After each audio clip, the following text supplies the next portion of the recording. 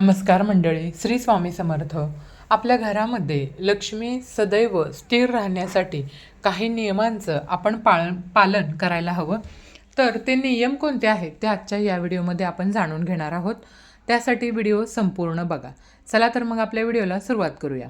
आपण घरामध्ये घर झाडण्यासाठी जो झाडू वापरतो तो कधीही उभा ठेवायचा नसतो. झाडू नेहमी आडवा करून ठेवायचा आणि तो आडवा ठेवताना झाडूचं तोंड दक्षिण दिशेला नसावं. झाडू हे लक्ष्मीचं प्रतीक आहे, म्हणून ही काळजी घेणं खूप गरजेचं आहे. त्याच्यानंतर दुसरा नियम बघा, घरात जर मीठ सांडलं तर ते मीठ कोणाच्याही पायाखाली येऊ देऊ नका. ते स्वच्छ भरून घेऊन पाण्यात टाकून द्यावं. कारण मीठ समुद्रात असतं. लक्ष्मी माता ही समुद्रकन्या आहे. लक्ष्मी मातेचा आणि मिठाचा खूप जवळचा संबंध आहे. त्यामुळं मीठ कधीही पायाखाली येईल असं आपण ठेवू नये, किंवा चुकून जर आपल्याकडून ते पडलं तर ते लवकरात लवकर भरून स्वच्छ करावं. ते खाली पायाखाली पडू देऊ नये, ही काळजी आपल्याला घ्यायची आहे. पुढचा नियम म्हणजे सायंकाळी, म्हणजे बघा, सायंकाळी जेव्हा दिवे लागण्याची वेळ असते त्या दिवे लागण्याच्या वेळेला पुढील 3 वस्तू कोणालाही तुम्ही देऊ नकात. तर त्या 3 वस्तू कोणत्या आहेत? मीठ, झाडू आणि पैसे. कारण या 3ही वस्तू आपण लक्ष्मीकारक वस्तू मानत असतो. त्याच्यानंतर पुढचा नियम म्हणजे संध्याकाळी लक्ष्मी येण्याची वेळ असते. घरातून लक्ष्मी म्हणजेच पैसे बाहेर जाऊ देऊ नये. त्याचप्रमाणे दही, ताक, लोणी, दूध या वस्तू गायीपासून प्राप्त होतात आणि गाय ही माता लक्ष्मी आहे म्हणून आपण ओळखतो. तर म्हणून या देखील वस्तू कोणालाही सायंकाळी देऊ नयेत. त्याच्यानंतर पुढचा नियम म्हणजे सूर्य मावळल्यानंतर घरातील कचरा, भाजीपाला व इतर वस्तू उकिरड्यावर किंवा मग कचऱ्याच्या डब्यामध्ये, कचरा पेटीमध्ये टाकू नयेत. त्याच्यानंतर पुढचा नियम म्हणजे घरामध्ये बंद घड्याळ लावू नये. कारण का बघा, त्यानं आपली प्रगती थांबते असं म्हटलं जातं. तर आपल्या घड्याळातील सेल संपले असतील तर ते लवकरच आपण बदलायचे आणि घड्याळ परत चालू करायचं आहे. त्याच्यानंतर पुढचा नियम म्हणजे रोज सकाळी फरशी साफ करताना पाण्यामध्ये थोडं खडे मीठ, हळद आणि गोमूत्र टाकायचं आणि हे पाणी तयार करून मग आपली फरशी किंवा लादी जी आपण म्हणतो ती स्वच्छ पुसून घ्यायची आहे. असं केल्यानं आपल्या घरामधील निगेटिव्हिटी म्हणजेच नकारात्मकता दूर होण्यास मदत होते. पुढचा नियम म्हणजे घराच्या मुख्य दरवाजाचा उंबरठा आणि दरवाजा. तर बघा मैत्रिणींनो, रोज सकाळी आपल्या घराचा मुख्य दरवाजा, उंबरठा रोजच्या रोज सकाळी स्वच्छ पुसून घ्यावा आणि त्याची पूजा करावी. असं केल्यानं माता लक्ष्मी प्रसन्न होते आणि आपल्या घरामध्ये सदैव वास करते.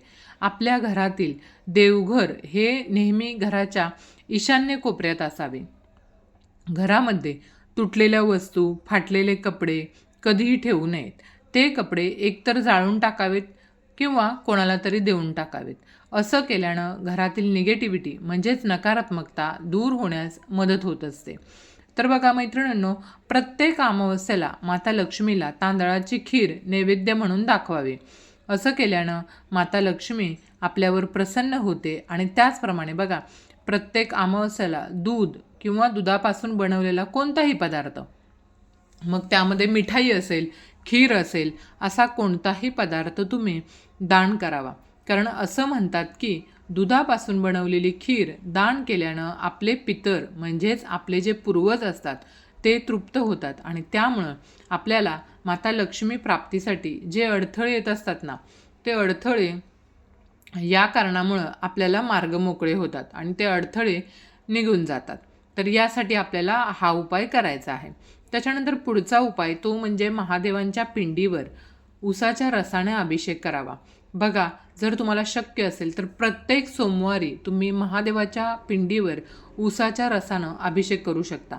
असं केल्यानं आपल्या घरात माता लक्ष्मी स्थिर राहते आणि आपल्यावर प्रसन्नसुद्धा राहते. आपण आपल्या हाताची आणि पायांची नखं ही कधी काढावी याचा व्हिडिओ आपल्या चॅनेलवरती अपलोडेड आहे. पण मी तुम्हाला या ठिकाणी सांगते की आपण आपल्या हाताची आणि पायाची नखं नेहमी मंगळवारीच काढावीत. आपल्या घरातील देवघरामध्ये श्रीयंत्राची स्थापना करावी. ज्यांच्याकडे अगोदरपासूनच आहे त्यांनी त्या श्रीयंत्राची नियमित पूजा देखील करायची आहे. कारण श्रीयंत्रामध्ये अष्टलक्ष्मीचा आशीर्वाद असतो. असं म्हणतात की श्रीयंत्र माता लक्ष्मी आणि भगवान विष्णू यांचं आसन आहे. आणि हो, माता लक्ष्मी व भगवान विष्णू आपले आसन सोडून कधीच कुठेही जात नाहीत असं मानलं जातं. म्हणून आपण श्रीयंत्राची नित्यनियमाने पूजाही करायची आहे. त्यामुळं आपण बघा, आपल्या घरात श्रीयंत्राची स्थापना केली तर भगवान विष्णू आणि माता लक्ष्मी सदैव आपल्या घरात स्थिर राहतील. तसंच त्यांचा कृपाशीर्वादसुद्धा आपल्यावर राहील. म्हणून हे नियम पाळणं आपल्याला खूप गरजेचं आहे. आता त्याच्यानंतर पुढचा नियम जो आहे तो म्हणजे बघा, आपल्या देवघरामध्ये आणि पूजेमध्ये माता लक्ष्मीचा आसनस्थ असलेला फोटो असावा. कधीही माता लक्ष्मीचा उभं राहिलेला असलेला फोटो किंवा मूर्ती आपण घरामध्ये ठेवू नये. तर नेहमी बसलेली म्हणजेच आसनस्थ असलेली फोटो किंवा मूर्ती आपल्या देवघरामध्ये ठेवायची आहे आणि पूजा करायची आहे. आपल्या घरातील स्त्रीरूपी लक्ष्मीचा आदर करावा. मग ती आपली आई असो, बहीण असो, बायको असो किंवा मुलगी, कोणीही असू शकतं.